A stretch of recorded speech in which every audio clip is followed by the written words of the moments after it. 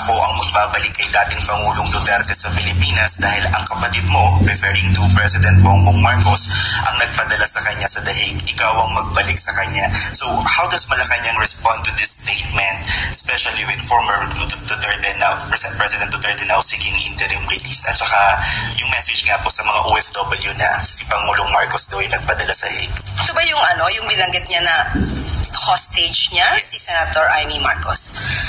Well, yan po ay kasunduan ng dalawa, ng Vice Presidente at ni Senator Amy Marcos. Ang Pangulo ay hindi at walang partisipasyon sa kanila naging kasunduan. The President is not a privy to the contract or agreement between a user and a person willing to be used. Hindi walang kinalaman ng Pangulo sa kontratang kanilang pinasukan, yung isang tao na manggagamit at isang taong willing magpagamit. At ang nais lang po natin sana ay ang Pangulo po kasi ang sinabi niya ay tuloy-tuloy siya sa kanyang pagtatrabaho, focus sa trabaho. Nadagdag pa nga po ang problema dito sa Siquijor. At kung ang Vice Presidente lamang sana ay nakipag-usap sa kanyang kaibigan, baka hindi pa dumaan at dumating sa krisis na ito sa Siquijor. Thank you, Tristan. Next question, Eden Santos, Net 25.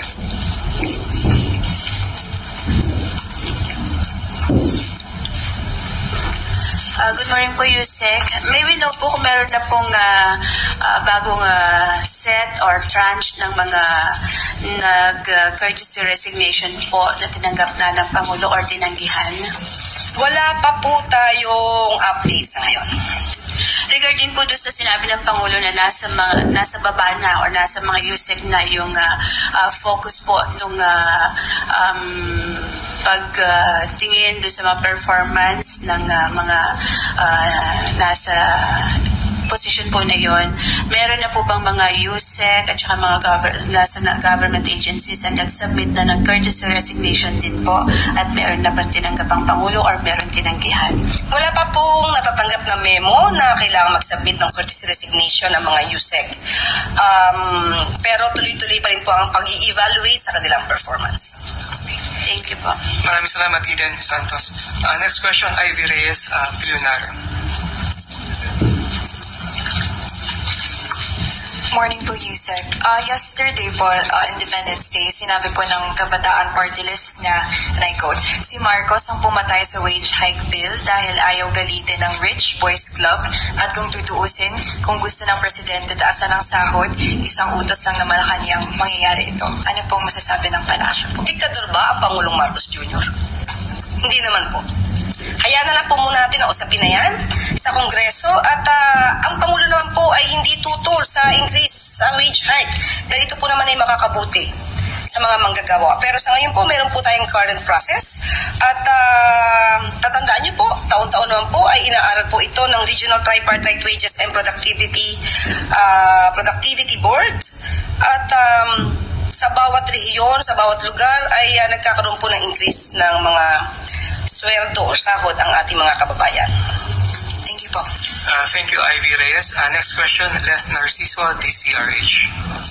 Good morning, Yusek. Ma'am, VP Sara raised doubts over the results of the recent midterm election. Sabi niya, may nakausap siyang IT experts na nagsasabing hindi pwedeng totoo yung mga numerong lumabas at sinabihan niya daw ang PDP na questionin kung paano ginawa ang proseso ng bilangan. How does the palace view such claim from the Vice President? Well, mas sa bagay ito kasi wish lang nila yon.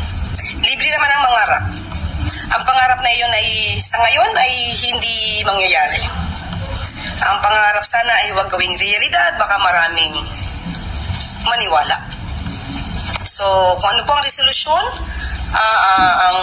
ang naging resulta ng eleksyon, igalang na lang po natin. Hindi po ba nababahala yung palasyo na baka yung ganitong mga pahayag mag-create ng kalituhan or gulo kasi syempre katatapos ng eleksyon baka may iba na hindi pa matanggap yung kanilang pagkatalo i-capitalize yung ganitong statement. Kaya nga po, yan naman ang nakikita nating gusto nilang gawing naratibo. Sirain pati ang institusyon, ang kredibilidad ng eleksyon, pati na ang COMELEC. Yan ang talagang ninanais nila. Hindi naman sila siguro nagsasabi ng mga anumang positibo pagdating sa gobyerno o ginagawa ng pamahalaan. Sabi nga natin, mas maganda sana magtrabaho kaysa magbakasyon. Maraming salamat, Lev. Next question, ang Soberano Bombo Rajo. Yusek, good morning.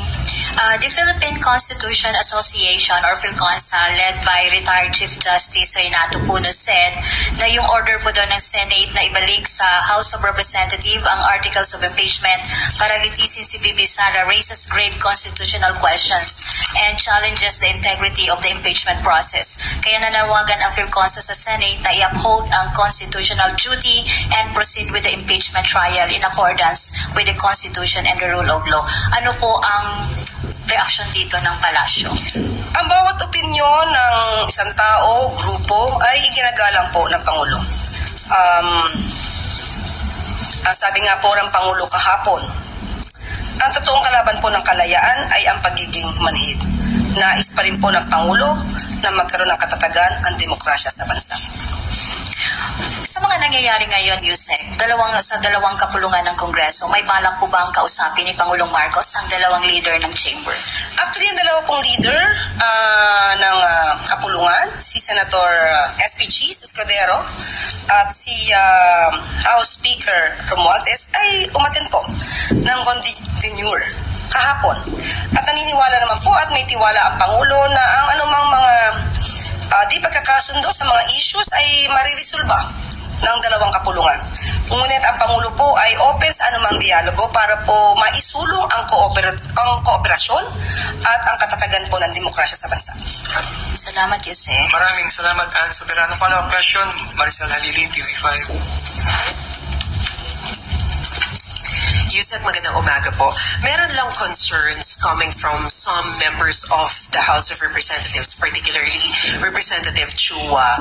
And although nag-convene na yung impeachment court, merong ilang mga senator judges na lantaran na nagpapakita ng suporta sa defendant na si Vice President Sara Duterte, particularly Senators Amy Marcos and Robin Hood Padilla.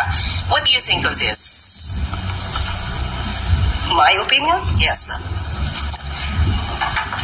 Sa batas naman po, sinasabi na kapag po kayo ay tumayong senator judges, dapat meron kayong neutrality. Dapat hindi bias. Para pang ipinapakita ang biases. Sana po igalang nila ang taong bayan at magpakita naman ng konting kahihiyan. Dahil ang sinisilihan nila ay ang taong bayan, hindi para sa isang tao lamang. Maraming salamat, Maricel. Follow-up question, Tuesday New, PCW.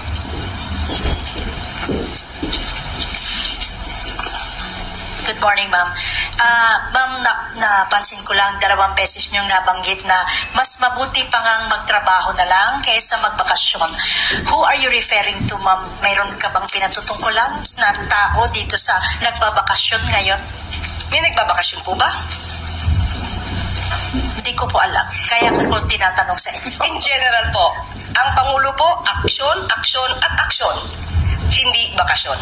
Yan po lagi ang ginagawa ng ating Pangulo. So wala kayong particular na... Wala po akong particular. Maliban lamang po kung meron po kayong alam na nagbabakasyon ngayon. Okay. Thank you, ma'am.